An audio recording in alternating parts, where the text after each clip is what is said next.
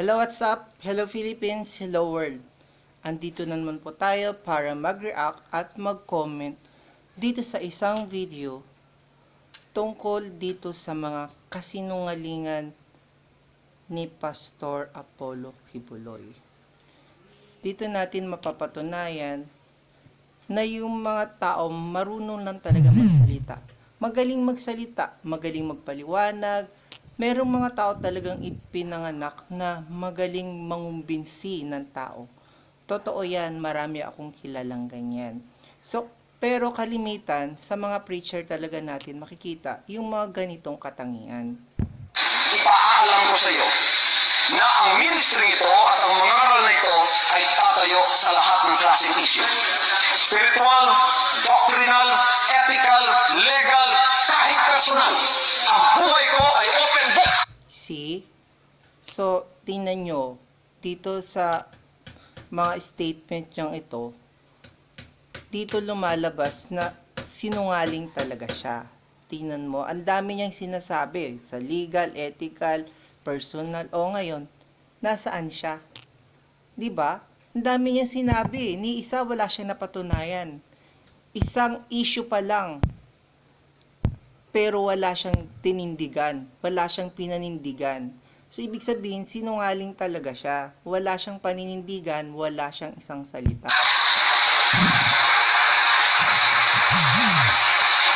At hindi lamang ako willing na sa private tayo mag-discuss kahit dito sa TV tulad ng ginagawa natin ngayon. Piliin mo ang larangan na gusto mong puntahan natin. Sa lahat ng mga isyong yan, kahit dumating ng Panginoon, ilalaan ko ang programa. Wow. See? Kahit sa television. Kahit sa TV nga, hindi niya pinapakita yung mukha niya, di ba? So, mahanap ba siya kung nasaan siya, kung nakita ang mukha niya sa TV? Hindi. Malalaman ba ng tao kung ano nangyayari sa kanya? Baka nga nagparitoke na yan sa dami ng pera niya. Tapos gumagala na kung saan. Hindi na nakikita ng tao. Kasi possible yan. Ang dami nang nangyaring ganyan, di ba? Sa mga movie. Upang ang layunin ay makapagpaliwanag sa napakaraming nakikinig at nanonood sa atin. Ilalaan ko ang programang ito kung ikaw ay naririyan at tatayo ng laban sa mga kautusan ng ating Panginoon Diyos. Laban sa kautusan. How come natatayo siya sa laban? Preacher nga siya, di ba? Di ba? Ang sa kanya rin is kaparehas din ng ginagawa mo, pero walang kasinungalingan sa kanya. Sa'yo kasi, puro kasinungalingan nagtuturo ka ng mali-mali. Ng mga set na mga batas ng tao o set na batas na nakagisna na natin tulad ng ethics. O see, yung mga sinasabi ni Kibuloy, lahat kasinungalingan.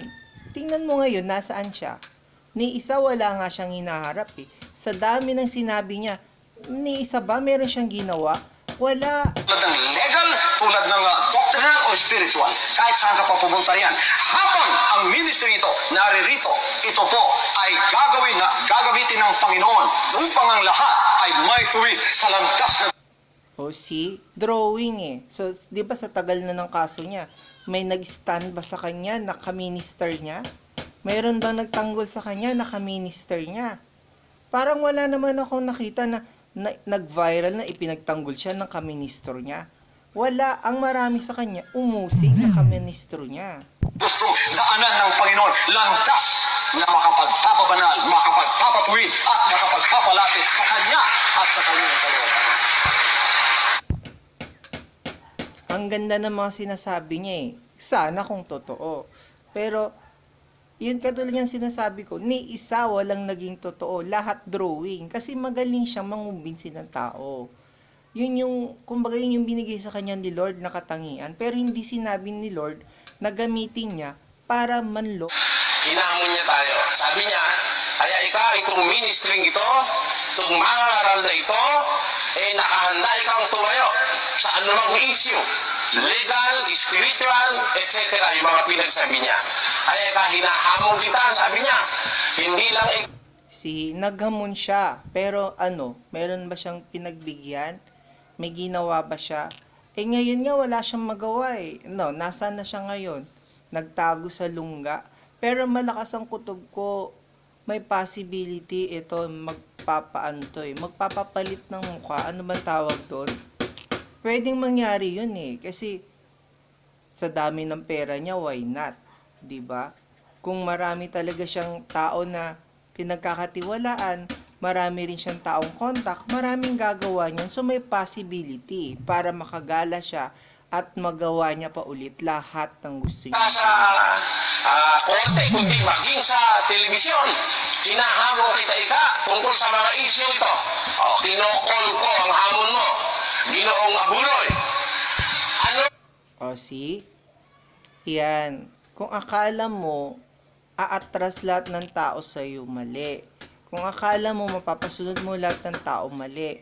Maraming nagtitiwala sa iyo katulad nila Robin Padilla na ewan ko kung nasaan ang utak. 'Di ba? Pero hindi mo masasabing lahat katulad ng sinasabi mo lahat ng tao, sinasabi ng mga anghel mo lahat ng tao. Hindi, magkakaiba tayo ng relihiyon, hindi lahat ng tao naniniwala sa iyo. Kaya sa susunod, dapat kung marunong kang magsabi ng mga bagay-bagay, kailangan yung mga sinabi mong yung panindigan mo, patotohanan mo, hindi puro kasinungalingan.